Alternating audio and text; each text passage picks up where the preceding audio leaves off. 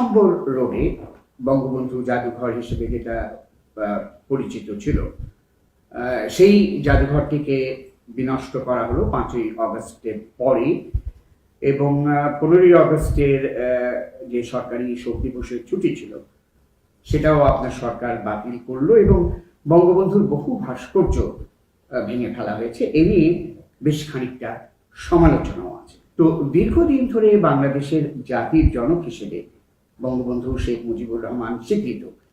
এ ব্যাপারে আপনার সরকারের দৃষ্টিভঙ্গি কি? আপনি পুরনো দিনের কথাবার্তা বলছেন, এর মধ্যে একটা গণ অভ্যুত্থান হয়ে গেছে, আপনার মধ্যে স্মরণে নেই। এর মধ্যে আপনি এমনভাবে কথা বলছেন যেন এসব ঘটনা ঘটেই নেই।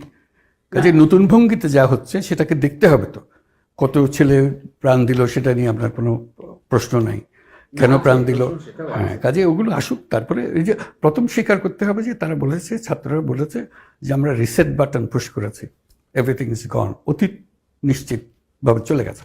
এখন নতুন ভঙ্গিতে আমরা করে তুলব, দেশের মানুষও তা চাই।